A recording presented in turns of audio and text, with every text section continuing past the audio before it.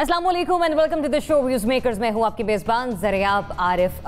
हमारी हुकूमत नहीं जा रही बल्कि जरदारी साहब आप जेल जाएंगे, ये अल्फाज हैं वज़ीर-ए-आज़म इमरान खान के। आज जलसे से खिताब किया और ये जलसे का इनेकाद किया गया जमरूद में, और ये उस एक्शन का रिएक्शन था जो कि कल पाकिस्तान पीपल्स पार्टी की जानिब से गढ़ी खुदा बख्श में दिया गया। 40वीं बरसी थी शहीद जुल्फ़िकार अली भुट्टो साहब की, और उस वक्त पाकिस्तान पीपल्स पार्टी कहती हुई दिखाई दी कि जल्द ही हम इस्लामाबाद मार्च करेंगे, और चाहे जेल में हो या जेल से बाहर हो, खान साहब आपको घर बेच कर ही दम लेंगे। इसके अलावा बात करेंगे हम नैब की उस आधी अधूरी कार्रवाई की जो कि आज बॉर्डर टाउन ब्लॉक H96 में अमल में लाई गई, लेकिन कार्रवाई अधूरी इस लिहाज से रही, गिरफ्तारी थी हमजा शहबाज की, लेकिन नैब ये अपनी कार्रवाई मुकम्मल ना कर सका। क्या वजह थी उस पर भी गुफ्तगू होगी। साथ ही साथ प्रोग्राम के तीसरे हिस्से में हम बात करेंगे भारत के उस झूठे दावे की जिसकी कलई आज अमेरिका की जानिब से खोल दी गई है। फॉरेन पॉलिसी की एक रिपोर्ट थी अमरीकी जरीदे के मुताबिक, और तमाम तर रिपोर्ट का जो जायजा है वो आज हम अपने प्रोग्राम में लेंगे। इन तमाम अहम टॉपिक पर बात करने के लिए मेरे पैनल पर मेरे साथ आज मौजूद हैं जनरल रिटायर्ड एजाज एवान साहब, सीनियर तज्ज़ियाकार हैं, प्रोग्राम में हमें ज्वाइन कर रहे हैं। Welcome to the show sir. इसके अलावा मुशर्रफ ज़ैदी सीनियर तज्ज़ियाकार हैं, कॉलम निगार हैं, प्रोग्राम में हमें मुशर्रफ भी ज्वाइन कर रहे हैं। साथ ही साथ आज आदिल शाह ज़ेबी प्रोग्राम का हिस्सा हैं, सीनियर तज्ज़ियाकार हैं, प्रोग्राम में हमें ज्वाइन कर रहे हैं। तज्ज़ियाकार आसमा वदूद भी प्रोग्राम में हमें ज्वाइन कर रही हैं, और अब से कुछ ही देर बाद सीनियर सहाफ़ी तज्ज़ियाकार आमिर ज़िया साहब भी प्रोग्राम में हमें ज्वाइन करेंगे। और प्रोग्राम की पहली स्टोरी की तरफ बढ़ते हैं और बात करते हैं कल की होने वाली एक्टिविटी के उस रिएक्शन की जो कि आज वज़ीर-ए-आज़म इमरान खान की जानिब से दिया गया है। कल जुल्फ़िकार अली भुट्टो की 40वीं बरसी थी, और हमने देखा कि बिलावल भुट्टो ज़रदारी और आसिफ ज़रदारी ने एक मशरूत धमकी दी, और उस धमकी में ये कहा गया कि खान साहब आप फिक्र ना करें, जल्द ही आपकी हुकूमत गिरा दी जाएगी, और आज खान साहब ने उस पर रिएक्शन दे दिया है। सवाल यह है कि क्या हिज़्ब इख्तिलाफ के लिए वज़ीर-ए-आज़म का सख्त मौक़िफ़ जो था वो दुरुस्त था आज की तकरीर में या नहीं। मुशर्रफ आप क्या कहेंगे इस पॉइंट ऑफ व्यू पर?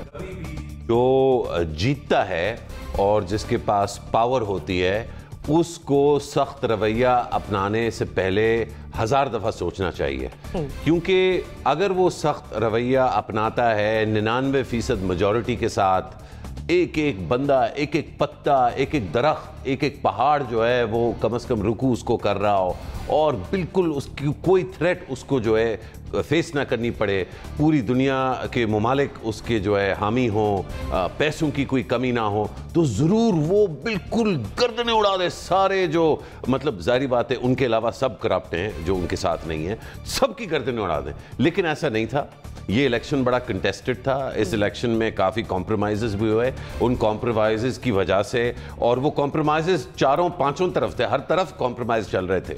ऐसे ऐसे लोग जो PML नून में ट्रेजरी बेंच पे बैठे हुए थे, उन्होंने जो है तब्दीली अपने दिल में लेके आए, वो जो बड़ा सैक्रिफाइस उन्होंने की इस मुल्क के लिए, और अचानक से वो PTI के हो गए। आपके वज़ीर आला जो है पंजाब के वो इसका सबूत हैं। आपके जो मिनिस्टर ऑफ प्लानिंग हैं खुसरो बख्तियार साहब, माशाल्लाह मीठे खुसरो बख्तियार साहब, 4 मिलों मीठे। तो वो जो ये इतना ज़्यादा आपको कॉम्प्रोमाइज़ जो करना पड़ा, तो उसके बाद मेरा ख्याल था कि एक नहायत ही नर्म और दाना जो है उनका फैसला होगा, उनका जो एटीट्यूड होगा, वो हिज़्ब इख्तिलाफ हो, चाहे वो PPP हो, PMLN हो, बड़ा स्मार्टली खेलेंगे। उनको पता है कि नवाज शरीफ जो हैं वो जेल में कम अज़ कम रिटायर्ड हर्ट तो हुए हुए हैं, अगर आउट नहीं हुए तो रिटायर्ड हर्ट में वो बिल्कुल अलग हुए हुए हैं। शहबाज शरीफ जो है वो कंसिलिएटरी, हर चीज़ उन्होंने कंसिलिएशन की तरफ, रेकन्सिलिएशन की तरफ उनका जो है रुझान है। जरदारी साहब वैसे ही कॉम्प्रोमाइज्ड हैं, तो उनके लिए भी कोई इतना सख्त रवैया, लेकिन मुझे हैरत है हर जगह से सख्त ही था, पर आप समझ रहे हैं ये जो सख्त रवैया था जो वज़ीर-ए-आज़म ने भी दिया कि आप धरना दे, कंटेनर हम देंगे, खाना हम देते, आपको लगता है ये दुरुस्त था या नहीं था? बिल्कुल नहीं था, क्योंकि इसमें एक ऐसी ऑपोजिशन जिसके पास अब कुछ नहीं है ना, हमारी जो फौजी जो लीडरशिप है वो ट्रस्ट करते हैं ऑपोजिशन को, ना हमारी अवाम में उस तरह का ट्रस्ट है, कम से कम शहरों शहरों में और DHA में कि जी ये लोग करप्ट नहीं है, सब मतलब बहुत सारे लोग बिलीव करते हैं सब करप्ट है। तो Imran Khan had everything going for him except for the fact कि he needed to be a little soft, और उन्होंने सख्ती अपना के इख्तियार करके उन्होंने इख्तिलाफ और इख्तिलाफ को जो है तक़वियत दी है। ठीक है, रवैया सख्त रहा उनका, आपकी तरफ से ऑप्शन आ गया। आदिल, आप क्या कहेंगे तमाम सूरत हाल पर? वज़ीर-ए-आज़म इमरान खान की स्पीच आपने भी यकीनन सुनी होगी। वज़ीर-ए-आज़म का मौक़िफ़ जो है वो ना सिर्फ गलत है बल्कि मेरे ख्याल में कोई वो इस वक्त जो जिस तरह से वो बातें कर रहे हैं उनको पहले तो अपनी परफॉर्मेंस पे देखना चाहिए। अगर उनका वज़ीर-ए-आज़म साहब का रवैया किसी से सख्त होना चाहिए वो असद उमर साहब के साथ होना चाहिए। इस वक्त economy is in a big mess. अगर वज़ीर-ए-आज़म साहब का रवैया सख्त होना चाहिए तो वो रज़ाक दाऊद साहब के साथ होना चाहिए जो कि कैबिनेट में बैठे हुए हैं। मोमन डेम का ठेका जो है वो उनकी कंपनी को मिल चुका है। अगर उनका रवैया सख्त होना चाहिए तो हमाद अज़हर साहब के साथ होना चाहिए जिनकी मिनिस्ट्री ने जो है वो टैक्स के या रेवेन्यू के कलेक्शन के जितने भी टारगेट थे वो उन्होंने मीट नहीं किए। तो वज़ीर-ए-आज़म साहब को ये सोचना चाहिए जो ओपोजिशन बार बार कह रही है, देखिए चाहे पीपल्स पार्टी हो या मुस्लिम लीग नून हो, उन्होंने जो पाकिस्तान पर 70 सालों में मतलब पिछले 40 साल अगर आप उठा के देख लें तो नवाज शरीफ और पीपल्स पार्टी जो हैं, जरदारी साहब हों, इससे पहले बेनज़ीर भुट्टो साहिबा थी, बारी बारी उन्होंने हुकूमत की, वो कोई फरिश्ते नहीं थे। लेकिन इस वक्त वज़ीर-ए-आज़म साहब को परफॉर्मेंस पे ज़्यादा तवज्जो देनी चाहिए बजाय इसके कि वो ओपोजिशन तो बिल्कुल पता है। देखिए अवाम के पास ये चीज़ें लेके तहरीक इंसाफ गई थी कि पीपल्स पार्टी भी चोर है, नवाज शरीफ भी चोर है, इसीलिए अवाम ने आपको मुंतखब किया है। अब आप बजाय इसके कि आप उन्हीं पर लगे रहें, अब आप ओपोजिशन में नहीं हैं, आप परफॉर्मेंस की बात करें। आप ये बताएं कि जी जो यूटिलिटी बिल्स जो हैं, गैस की कीमतें हैं, बिजली की कीमतें हैं, वो अगले 3 माह में मजीद बढ़ रही हैं। कल नेपरा ने फिर बढ़ाई है बिजली की कीमत, तो इस पे बात करें। क्योंकि अगर किसी का बिल जो है वो 5,000 से अब 50,000 आना शुरू हो गया, अवाम को तो ये बड़े आसान वो हैं, अवाम के सवालात हैं, इसके जवाबात वज़ीर-ए-आज़म को देने चाहिए। ठीक है आदिल, आपका point of view. Cabinet minister जो हैं वो टीवी पर आने के लिए नहीं तैयार अपनी 7 माह की परफॉर्मेंस को डिफेंड करने के लिए। ठीक है, तो आपका पॉइंट ऑफ व्यू भी यही है कि ये जो सख्त रवैया है उन वज़रा के खिलाफ होना चाहिए जो कि कारकर्दगी बेहतर नहीं दिखा रहे। एजाज अमान साहब, आप किस राय का इजहार करेंगे? वज़ीर-ए-आज़म का जो रवैया रहा अपोजिशन के हवाले से, वो सख्त मौक़िफ़ था या नहीं था? Thank you. मैं समझता हूं कि पहली बात यह है कि जलसों में की जाने वाली बातों को मैं कोई ऐसा मुस्बत रवैया या कोई ऐसा डिटर्मिनेड रवैया समझता नहीं हूं, क्योंकि हमने देखा है हमारे मुल्क की सियासत में कि जलसों में की जाने वाली बातें, गले उल्टा लटकाना, गलियों में घसीटना और ठोकर मार के उनको वहाँ फेंक देना, ये इस तरह की बातें हम सुनते हैं। अली बाबा 40 चोर के नारे भी हमने सुने जलसों में। और अब जब कल बिलावल ने तकरीर की तो उसने कहा जी कि 1 यूनिट मैं एक ठोकर से तोड़ दूंगा। न 1 यूनिट की बात हो रही है, न 18th अमेंडमेंट की बात हो रही है। तो मैं समझता हूँ कि ये जलसों में जो बातें की जाती हैं वो उन लोगों को, उनके जहन को, उनकी ज़हनी सतह को और उनके सियासी अटैचमेंट को देखते हुए की जाती हैं।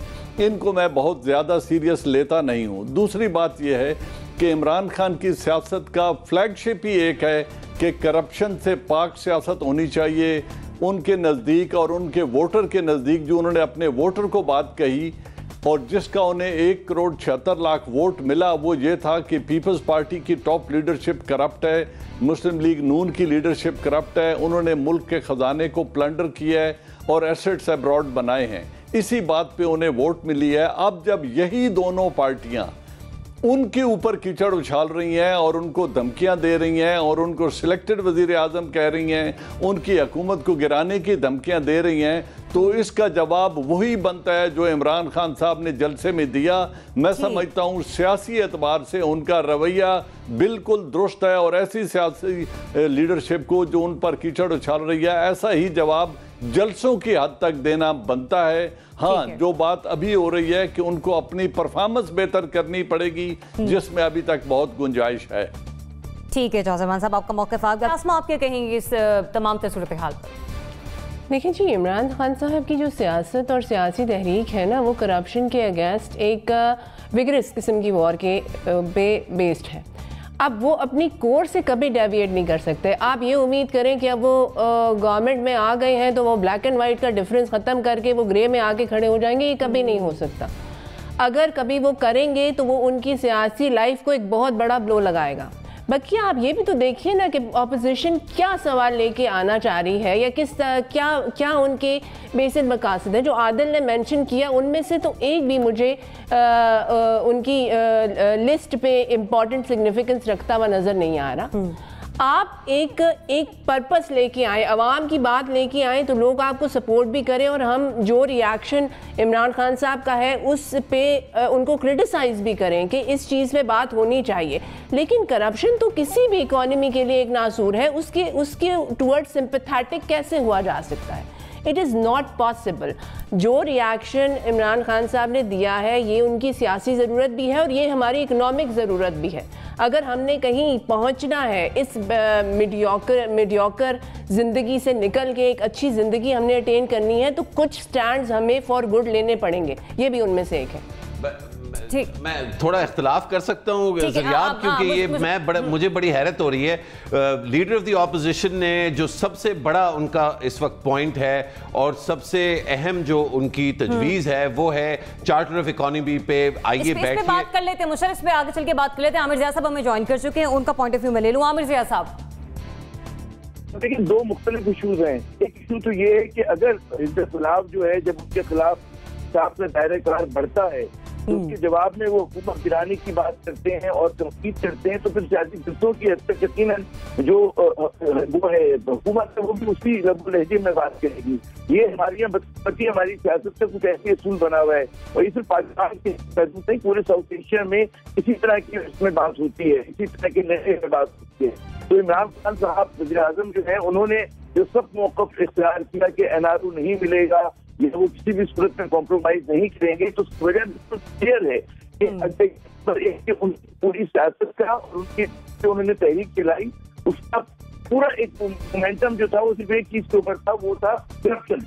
तो करप्शन के ऊपर वो अगर किसी भी किस्म की नरमी का मुजाहरा करेंगे तो अपनी वो सियासत की नफी कर रहे होंगे। ठीक है आमिर साहब, आपका मौक़िफ़ आगे है, आपका भी यही ओपिनियन है कि हाँ अगर पॉलिटिकल पॉइंट ऑफ व्यू से देखा जाए तो वज़ीर आज़म इमरान खान की जानिब से जो बयान है वो किसी हद तक दुरुस्त था।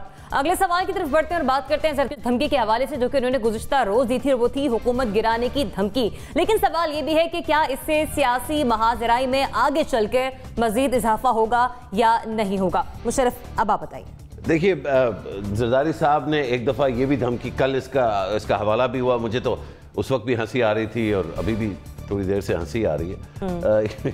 जरदारी साहब कौन है? जरदारी साहब पंजाब में कितनी सीटें जीते? एक सूबे में उनका एक होल्ड है, और वो होल्ड इसलिए क्योंकि आप GDA जो है वो ठीक तरह मतलब नहीं बना सके, और फहमीदा मिर्ज़ा जैसे मेरा ख्याल है जुल्फ़िकार मिर्ज़ा जैसे पॉलिटिकल हॉर्सेस को बैक किया। मैं समझता हूँ कि कुछ चुनाव का भी मसला था और कुछ किस्मत का भी, लेकिन PPP is a fast expiring force. Specially अगर हम PTI का अपना नैरेटिव सुने तो फिर तो इन सियासी पार्टियों की कोई रेलेवेंस नहीं है, कोई इंपॉर्टेंस नहीं है। तो फिर जब ये ईंट सीट बजाने की जो है धमकी देते हैं तो फिर सडनली पूरा मीडिया जो है वो मतलब पागल, मतलब हम सब जो है इस पे तज्जिया क्यों कर रहे हैं? और इनकी स्पीच का ये भी नहीं होना चाहिए इस शो पे। मैं तो एहतजाज करता हूं कि ये सवाल भी कैसे इस शो पे। जरदारी साहब की सिर्फ एक अहमियत है और जिंदगी में उनकी जो प्रायोरिटी वो ये कि किसी तरह वो जेल से बच जाएं, उनके साथ वो ना हो जो अभी होने वाला है। उसके लिए वो कुछ भी कहने को तैयार हैं, और हम माशाल्लाह इतने मासूम है कि जैसे ही वो कुछ कहते हैं तो हम कैमरा लेके, एम्बुलेंस लेके, फायर इंजन, फायर ट्रक लेके और 4-5 जो है माइक लेके खड़े हो जाते हैं कि और बताएं जरदारी साहब, एक दफा फिर कोई मजे का बयान दें कि जी आप ईंट से ईंट बजाएंगे या पत्थर से पत्थर बजाएंगे। कुछ नहीं बजाने वाले वो, मतलब उससे कम तनख्वाह पे नौकरी करने के लिए तैयार हैं, जिसपे वो आज से जो है 8 साल पहले, 9 साल पहले, जब भी जो है 2013 का कितना बन गया, 2005 साल, हाँ मेरा हिसाब थोड़ा सा कम है, तो मैं नहीं समझता जरदारी साहब की किसी बयान की कोई इतनी ज्यादा अहमियत है। जरूर हमें बिलावल भुट्टो की बातों को सुनना चाहिए, महसूस होना चाहिए, इंस्पायर होना चाहिए, बड़े अच्छे स्पीकर हैं। ऑप्शन बता दें, महाजराई में आगे चल के इजाफा होगा या नहीं होगा? महाजराई तो दो ऐसे इक्वल्स के दरमियान होती है जहां महाज हो सकता है। PPP का कोई मुकाबला नहीं है हमारी एस्टैब्लिशमेंट के साथ, स्टैंड और होता हुआ देख ही नहीं दीगर रहे। जमातें हैं जो आजकल जो है मतलब इख्तिदार में है, उनका कोई मुकाबला नहीं। ठीक है मुशर्रफ, आपका पॉइंट ऑफ व्यू आ गया। आमिर ज़िया साहब, आप मुझे सुन पा रहे हैं? जी जनाब। जी आमिर ज़िया साहब, आपको क्या लगता है आगे चलकर सियासी महाजराई में इजाफा होगा या नहीं होगा? पीपल्स पार्टी की मरकजी क़यादत की जानिब से जो बयानात सामने आ रहे हैं। अच्छा, इसमें तलखियों में तो इजाफा होगा। महाजराई ऑलरेडी हमारी सियासत में बहुत ज़्यादा है, लेकिन मैं मुशर्रफ ज़ैदी साहब की बात से बिल्कुल कुलियतन इत्तफाक करता हूँ कि वो है ना कि ना खंजर उठेगी ना तलवार इनसे। ये बाजू मेरे आजमाए हुए हैं कि पाकिस्तान पीपल्स पार्टी जो है वो मुसलसल जो है वो अब एक पहले ज़माने में उसको कहा जाता था वफाक की जंजीर है, एक अवाम की मकबूल जमात हुआ करती थी, लेकिन आज वो देही सिंध तक जमात सुकड़ गई है। यकीनन उसके पॉकेट्स हैं, पंजाब में भी है और अर्बन सिंध में भी है और खैबर पख्तूनख्वा में भी है। लेकिन अगर आप ये तवक्को करें कि जरदारी साहब या बिलावल जरदारी साहब कोई तहरीक चलाएंगे, वो अवाम में निकलेंगे, वो अवाम को एक तरह से मोबिलाइज करेंगे, किस चीज़ के लिए? देखिए, अवाम निकलते हैं अपने इशूज़ के लिए, वो निकलते हैं किसी बड़े आइडियल के लिए। अगर ये हो कि जी आपको अपनी करप्शन बचानी है, अपनी बदनवानी बचानी है, उसके लिए मैं समझता हूँ कि अवाम जो है वो किसी भी तरह से मोबिलाइज नहीं होंगे। और बिल्कुल दुरुस्त बात है कि हमें इस तरह की धमकियों को बतौर सहाफ़ी, बतौर मीडिया हाउसेज, बतौर अखबार या टेलीविजन स्टेशन के कितनी अहमियत देनी चाहिए, इसको हमें सही कॉन्टेक्स्ट में रखना चाहिए। अगर फर्ज करें एक बहुत ही कमजोर आदमी कहे कि जी मैं जो है वर्ल्ड चैंपियन जो हैवी वेट है उससे मैं मुकाबला करूंगा, लेकिन लोग कहेंगे जनाब आपका कद जो है वो छोटा है, आपका वजन कम है, आपके मेरी तरह चश्मा भी लगा हुआ है, आप जो है कुश्ती नहीं लड़ सकते, आप बॉक्सिंग नहीं लड़ सकते। तो पीपल्स पार्टी भी जो है इस वक्त बड़ी कमजोर हालत में है, वो अवाम में अपनी मकबूलियत खो चुकी है। वो सिंध में 11 बरस से बरसर इक़्तिदार है, वहां पर डिलीवर करने में शहरी सिंध में, देही सिंध में नाकाम हो चुकी है। तो पीपल्स पार्टी की जो ये मैं समझता हूँ गीदड़ भपकियां हैं और वो एक तरह से सिर्फ अपनी सियासत को और अपने मफादात को बचाने के लिए इस किस्म के इश्तियाल अंगेज बयानात दे रहे हैं। जी ठीक है मिर्जा साहब, आपका पॉइंट ऑफ व्यू आ गया। आदिल, आप सिचुएशन को किस निगाह से देख रहे हैं? देखिए, मैं पहले तो अपने दोनों बड़े करीबी दोस्त जो हमारे हैं मुशर्रफ ज़ैदी साहब और आमिर ज़िया साहब, उनसे इस बात पे इख्तिलाफ करूंगा कि पीपल्स पार्टी जो है वो छोटी जमात नहीं है, वो सिंध की मकबूल तरीन जमात है। और जिस तरह से गुज़श्ता आम इंतखाबात पर सवालात खड़े किए गए, अगर उन सवालात के जवाब दे दिए जाएँ तो मेरे ख्याल में पीपल्स पार्टी अगर पहली जमात ना बनी पाकिस्तान की तो दूसरी ज़रूर बन जाएगी। पीपल्स पार्टी पर बिल्कुल सवालात उनकी परफॉर्मेंस पर तो उठाए जा सकते हैं, थर की हालत ज़ार देख लें, कराची की जो सिचुएशन है, लेकिन ये कहना कि जी वो सिर्फ महदूद हो गई है सिंध की उस तक, देखिए पीपल्स पार्टी एक बड़ी जमहूरी जमात है। और लेकिन साथ में मैं ये कहूँगा कि अवाम पाकिस्तान की आज इस बात को समझ चुकी है कि इन दोनों की, मैं इस बात से बिल्कुल एग्री करूंगा कि अगर आज पीपल्स पार्टी निकलती है तो उसकी वजह जो है वो सबको पता है कि जाली अकाउंट्स केस में जो जिस तरह की चीज़ें सामने आ रही हैं वो है। ये नहीं है कि जी महंगाई में इजाफा हो गया है या अवाम की हालत इज़हार जो है वो हो रही है, इस हद तक तो वो ठीक है। लेकिन मैं आपको यहाँ पे ये खबर देता चलूँ कि पीपल्स पार्टी जो है उन्होंने एहतजाज का ऐलान कर दिया है, तहरीक का तो ऐलान कर दिया है, लेकिन जब तक मुस्लिम लीग नून पीपल्स पार्टी का साथ नहीं देगी कोई चीज इफेक्टिव नहीं होगी, ना माजराई में इजाफा होगा। माजराई में तभी इजाफा होगा कि प्राइम मिनिस्टर साहब और उनकी कैबिनेट जो है वो कंट्रोवर्शियल बयानात देते रहेंगे, चोर डाकू उनको बुलाते रहेंगे, उस हद तक माजराई रहेगी। लेकिन जब तक मुस्लिम लीग नून और पीपल्स पार्टी साथ मिलके किसी कोई अपोजिशन तहरीक की बुनियाद नहीं डालते तो तब तक ये चीज नहीं होगी। और खबर आपके लिए ये है कि मुस्लिम लीग नून फिलहाल बिल्कुल इस ना तो पोजीशन में है और ना वो किसी किस्म की माजराई में फिलहाल पढ़ना चाहिए। और आगे बढ़कर भी आपको पीपल्स पार्टी की तरफ से सियासी माजराई में इजाफा होता हुआ दिखाई नहीं दे रहा है। एजाज अहमान साहब। जी देखिए, मैं समझता हूँ कि जो जैसे मुशर्रफ ज़ैदी साहब ने और आमिर ज़िया साहब ने बात की, बात यह है कि पीपल्स पार्टी किसी ज़माने में बड़ी जमात हुआ करती थी। जब जुल्फ़कार अली भुट्टो और बेनज़ीर भुट्टो उसको लीड कर रहे थे, ये पार्टी बहुत मुख्तलिफ थी। किसी भी सियासी जमात की पहचान उसकी लीडरशिप की मोरालिटी होती है, उनकी पॉलिटिकल विजन और स्टैंडिंग होती है और उनका अपना कैरेक्टर होता है। इस वक्त की जो पॉलिटिकल पीपल्स पार्टी है उसकी लीडरशिप टेंटेड है और जरदारी साहब he is an icon of corruption. उनकी एटलीस्ट परसेप्शन वाइज दुनिया बैरूनी ममालिक में हो या अंदरूनी ममालिक में कोई उन्हें दयानतदार सियासतदान नहीं समझता। और जो बिलावल भुट्टो साहब हैं वो तो गार्बेज इन गार्बेज आउट बच्चा है, उसके मुंह जो कुछ स्पीच राइटर उन्हें लिख के दे देता है वो उसको बिला झिझक कह देते हैं और बगैर किसी मोरालिटी का, इखलाकियात का, पार्लियामेंटेरी कदरों का ख्याल रखते हुए वो जो कुछ उन्हें कहा जाता है वो कह देते हैं और उनका पूरा नैरेटिव इस वक्त अपनी करप्शन का दिफा करना है। इसके अलावा पीपल्स पार्टी का कोई नैरेटिव नहीं है और यही वजह है कि वो पॉलिटिकली भी और मॉरली एक कमज़ोर विकेट पर हैं और इतनी कमज़ोर पार्टी कोई बड़ी जितनी उनसे इस वक्त महाजराई हो सकती है वो कर चुके हैं। वो एक रूरल एरिया तक रिस्ट्रिक्टेड जमात है। ठीक है, नहीं दे रही। ठीक है, हाँ, बिल्कुल अलोन ही People's Party alone is not a threat to PTI. ठीक है, आसमा। लेकिन जी करप्शन बचाओ इज़ नॉट अ स्लोगन जो कि आप आवाम को बेच सकते हैं। अब एक चाहे हम जितनी भी कंस्पिरेसी थ्योरीज लगा लें लेकिन एक अवेयरनेस लोगों में इस हवाले से आ गई है कि दे आस्क क्वेश्चंस, सवाल करने की एक जुर्रत हमारे इमाम में है। और अब वो पीपल पार्टी और ये बाकिया जितनी भी जिनके ऊपर एक टैग लगाया गया है, इसको अभी हमने एक्सप्लोर करना है पूरी तरीके से, लेकिन सवाल करते हैं आप इस आवाम को कैसे बेचेंगे ये स्लोगन कि क्योंकि हम बहुत करप्ट हैं और हम अनटचेबल्स हैं तो follow us. This is not possible. बकिया ये एक बड़ी party lack of vision, lack of leadership की वजह से एक सूबे में आके एक्सक्लूसिव हो गई है जहां पे भी वो परफॉर्म नहीं कर पा रही है। 217 बच्चे अभी तक घर में 3 महीने में इंतकाल कर चुके हैं। ये परफॉर्मेंस है इन लोगों की, चाहे रीजन कुछ भी हो, मगर पाकिस्तान के बच्चे मर रहे हैं और पाकिस्तान की आवाम को लेके ये सड़कों पे आना चाह रहे हैं। This is practically impossible. हाँ, नून के साथ अलायंस अगर इनकी होती है, नून में अभी फिर एक स्पाइन है, एक उसमें अभी हल्की फुल्की जान है, लेकिन पीपल पार्टी के हवाले से it is almost a finish story. ठीक है, तो मेरे तमाम तज्ज़ियाकारों को यही लगता है कि जो आगे जाकर सियासी महाजराई हम देख रहे हैं पाकिस्तान पीपल्स पार्टी और हुकूमत के दरमियान, उसमें इतना कोई इजाफा होने वाला नहीं है क्योंकि पीपल्स पार्टी की जो वर्थ थी वो किसी हद तक अब वो खोती चली जा रही है। प्रोग्राम में नाज़िम मुझे लेने एक ब्रेक। स्टे विद अस।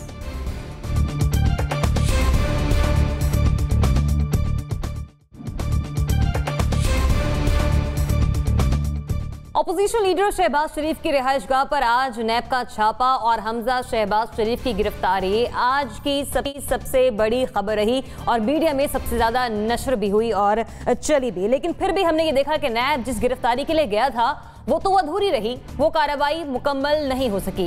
इसकी वजूहात क्या थी, इस बारे में हम अपने तज्ज़ियाकारों से बात करें। सवाल यह है कि हमजा शहबाज की गिरफ्तारी में नाकामी क्या नैब की कारकर्दगी पर एक सवालिया निशान नहीं, क्योंकि जिस काम को करने के लिए गई थी वो काम तो अधूरा रह गया। आमिर जिया साहब क्या कहेंगे?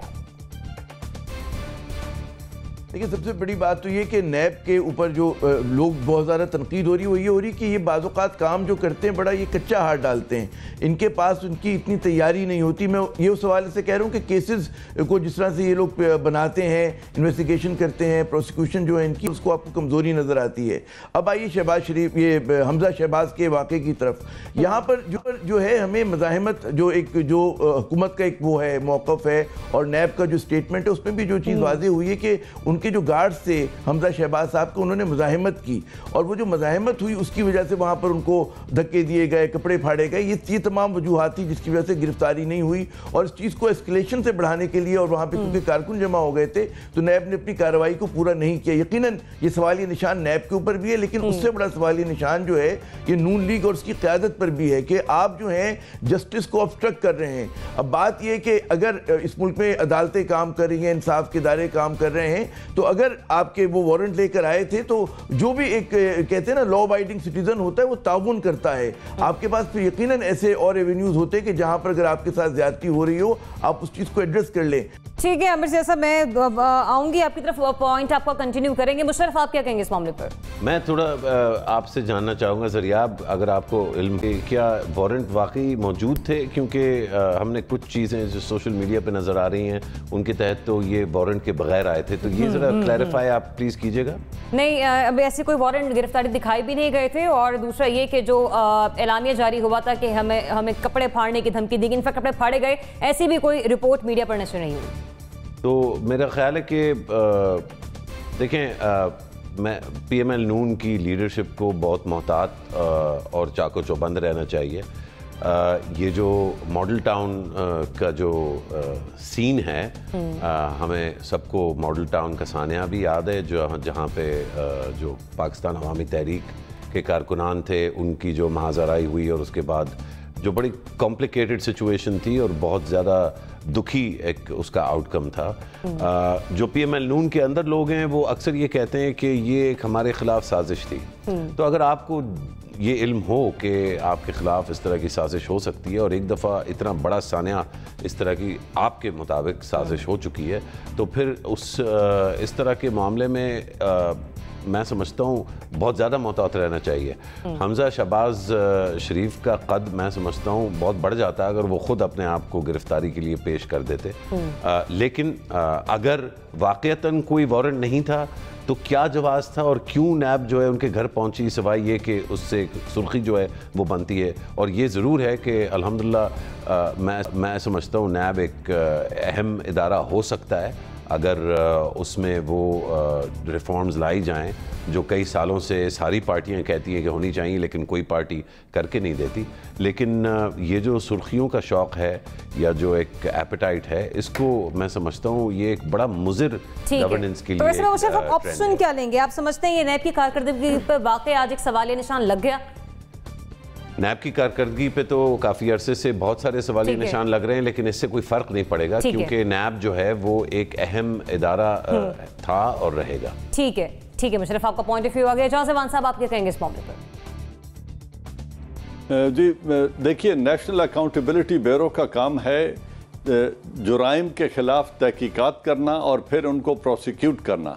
उनकी कारकर्दगी पर सवालिया निशान वीक केसेस, वीक रेफरेंसेस और वीक प्रोसिक्यूशन से उठेगा, लेकिन रेजिस्टेंस के अगेंस्ट गिरफ्तारी अमल में लाना या न ला सकना ये पैमाना नहीं बनाया जा सकता कि इससे जो नेशनल अकाउंटेबिलिटी की परफॉर्मेंस है या उनकी कारकर्दगी है उस पर सवालिया निशान इसलिए नहीं उठ सकता कि हमारे पंजाब की और पॉलिटिकल लीडरशिप बिलखुसूस और पूरे मुल्क की बिलुमूम अपने आप को अनटचेबल समझते हैं और वो रेजिस्ट करते हैं गिरफ्तारियों को। अगर वो लॉ अबाइडिंग ना हो और कानूनी जो काम किया जा रहा है उसके खिलाफ अगर वो रेजिस्ट करते हैं तो ये उनकी कारकर्दगी पर तो हर्फ आता है, नैब की कारकर्दगी पर नहीं है। लिहाजा मैं नहीं समझता कि रेजिस्टेंस के खिलाफ गिरफ्तार न कर सकना नैब की इनएफिशिएंसी नहीं है, बल्कि ये नॉन कोऑपरेशन है और मेरे ख्याल में कार्य सरकार में मुदाखलत का एक और ऑफेंस सरजद हुआ है। ठीक है जाज़िमान साहब, सरजद हुआ है। ठीक है आदिल, आपको भी लगता है कार्य सरकार में मुदाखलत की गई, नैब का कसूर नहीं था इस तमाम तरह मामले में? देखिए इस पे मैं बड़ी डिफरेंट टेक लूंगा। मेरे ख्याल में तो नैब ने उनको गिरफ्तार करना ही नहीं था, ये बैलेंसिंग एक्ट था। उसकी वजह यह है कि अगर हमजा शहबाज जो हैं वो नवाज शरीफ के भतीजे हैं और शहबाज शरीफ के बेटे हैं, अगर उनके चचा और बाप को गिरफ्तार कर सकती है नैब, तो हमजा शहबाज जो हैं वो स्टेट से बड़े तो नहीं हैं, उनको बिल्कुल मतलब विद इन 5-10 मिनट्स गिरफ्तार किया जा सकता है। और नैब की कारकर्दगी पर सवालिया निशान जिस तरह जैदी साहब ने कहा वो तो शुरू दिन से उठ रहे हैं, क्योंकि आप देखें ना, अगर आप सिलेक्टेड अकाउंटेबिलिटी करेंगे उस पर सवालात उठेंगे, ज़रूर उठेंगे। क्योंकि अगर आपके पास BRT पेशावर का रेफरेंस है, उसका क्या हुआ, मतलब उसमें क्या हो रहा है, या मालम जबा की जो चीज़ें हैं, या आपके स्पीकर पंजाब असम्बली जो परवेज़ इलाही साहब हैं, कहा जा रहा है कि जी उन्हें भी जल्द गिरफ्तार कर लिया जाएगा, लेकिन वो आप अक्रॉस द बोर्ड सारी कार्रवाइयाँ करें ना, तो उस पर बिल्कुल सवालिया निशान उठते हैं। और एक चीज़ ये है कि नैब कभी भी मुस्लिम लीग नून के खिलाफ, अभी मेरी अपनी प्रेडिक्शन ये है कि आइंदा 2-3 महीने जो हैं वो मुस्लिम लीग नून के लिए अच्छी खबरें लाएंगे। और क्योंकि तोपों का रुख जो है वो पीपल्स पार्टी की तरफ हो चुका है। ठीक है आदिल, आपका पॉइंट ऑफ व्यू अगर आप कह रहे हैं कि हाँ सवाल निशान तो लगता है नैब की कारकर्दगी पर, आज से नहीं बहुत पहले से। आसमा आप क्या कहेंगी? देखें जी, इसमें से जो एक बहुत इंटरेस्टिंग बात ये नज़र आ रही है कि हमजा शहबाज हमारी फ्यूचर की लीडरशिप है, वो जैसे हमारी पॉलिटिकल एलीट में से बिलोंग करते हैं, अनटचेबल्स में से हैं, पॉलिटिकल हमारी अगली जनरेशन है जो हमें लीड करेगी, लेकिन वो लॉ अबाइडिंग नहीं है। इसके अंडरलाइन तो ये हो गया। हमारी लीडरशिप को और हमारे इन पॉलिटिकल एलीट्स को ये बात समझनी पड़ेगी कि अगर उनके ऊपर इल्ज़ामात गलत हैं तो take it as an opportunity and come clean. Coming clean out of this situation बहुत ज़रूरी है। उन्हें अपने जो उनके सामने सवाल रखे गए हैं उनका जवाब देना ज़रूरी है। यहाँ पे नैब की कारकर्दगी बहुत सी और बातों में, जैसे बाकी मेरे साथ कोलीग्स ने कहा, बहुत सी बातों में उनको क्वेश्चन किया जा सकता है।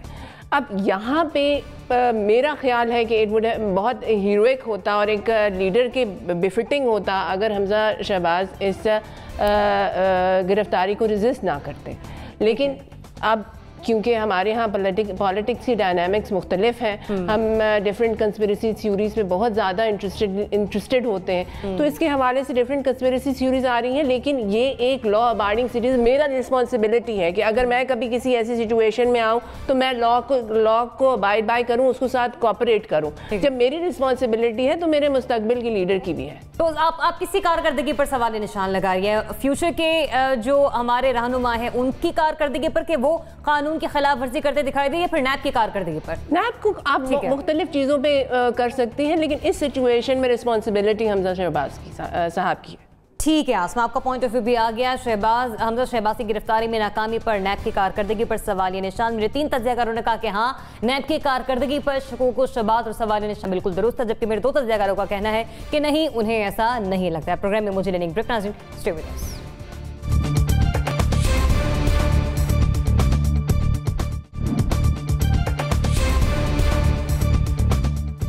अमरीकी जरीदे फॉरेन पॉलिसी ने अपनी रिपोर्ट में बताया है कि भारत का F-16 गिराने का दावा झूठा और बेबुनियाद है। पुलवामा वाक़े के बाद भारत को न सिर्फ अपने जारहाना अज़ाइम में नाकामी का सामना करना पड़ा है, बल्कि उसे सिफारती महाज पर भी हजीमत का सामना हुआ है। बालाकोट में 300 अफराद की हलाकत का मामला हो या फिर F-16 गिराने का भारत का झूठा दावा, आज उसकी कलई वाज़ेह तौर पर खुलकर सामने आ गई है, जिस पर ADG ISPR की जानिब से ट्वीट की गई है और कहा गया है भारत अब मुसलसल झूठ इंतखाबात में उनकी जमातों को नुकसान पहुंचा सकते हैं, क्योंकि पहले बालाकोट का मामला था, फिर F-16 के हवाले से जो बयानात थे वो भारत की जानिब से सामने आते रहे। तो क्या मोदी के झूठ भारतीय इंतखाबात पर असरअंदाज होंगे भी या नहीं होंगे? एजाज वान साहब, आप किस राय का इजहार करेंगे और क्या कहेंगे इस मामले पर? जी थैंक यू। देखिए, ये पूरे का पूरा नैरेटिव ही झूठ पर मबनी था। पुलवामा में पाकिस्तान की और जैश मोहम्मद की इन्वॉल्वमेंट का इल्ज़ाम हो, या बालाकोट स्ट्राइक में 300 पाकिस्तानियों की शहादतों का बात हो, या F-16 को गिराया जाना हो, ये तो पूरा का पूरा नैरेटिव ही झूठ पे मबनी था। और वो जो उन्होंने डोसियर दिया उसमें भी वो बुरे तरीके से एक्सपोज तो हो चुके हैं। लेकिन सवाल का जवाब ये है कि 1 अरब 30 करोड़ की आबादी, जहाँ 80 करोड़ वोटर है, और हमारे सब कॉन्टिनेंट की सियासत में मोरालिटी पर बेस करके वोट नहीं दिया जाता, सियासत नज़रियाती नहीं है, यहाँ मुख्तलिफ नौइयत की सियासत होती है। तो मोदी का वोटर राइट विंग हिंदू है, हिंदू ने वोट उन्हें ही देना है, RSS का वोटर उन्हें ही वोट डालेगा। अलबत्ता उनकी जो अपोजिशन है उसके हाथ 3 बहुत बड़े पॉइंट्स लग गए हैं।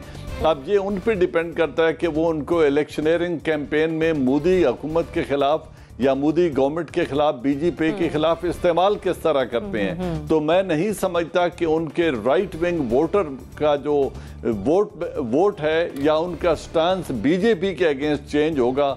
हिंदुस्तानी सियासत पे इसका कोई बड़ा असर डलने वाला नहीं है। अगर कोई चीज़ मुतासर करेगी तो उनकी अंदरूनी माइनॉरिटी के खिलाफ की जाने वाले मजालम इस वोट बैंक को ज़रूर मुतासर करेंगे, ये नैरेटिव मुतासर नहीं करेगा। ठीक है जहान साहब, आपका पॉइंट ऑफ व्यू आ गया। मुशर्रफ, जब भी भारत में इंतखाबात होते हैं तो पाकिस्तान मुखालिफ कार्ड को यूज़ किया जाता है, ये जिस तरह से कार्ड अब खेला गया मोदी की जानिब से, फ़ायदा देगा उन्हें आने वाले दिनों में?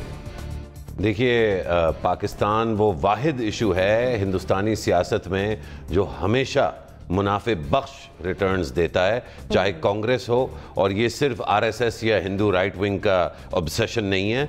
राहुल गांधी जो है वो पूरे मुल्क में अपनी दादी अम्मा की तस्वीरें लेके फिरते रहते हैं और कहते हैं ये देखो हमने कितना अच्छा किया 1971 में। ये कंपटीशन पाकिस्तान बैशिंग का हिंदुस्तान में 1947 में शुरू हुआ था और ये मुझे लगता है कि शायद कभी ना ख़त्म हो। मेरे लिए जो ज़्यादा अहम बात है वो जनरल साहब ने फरमाया कि पुलवामा और जैश ए-मोहम्मद पे जो पुलवामा केस में जो जैश ए-मोहम्मद पर इल्ज़ाम लगाया गया वो झूठ पर मबनी था।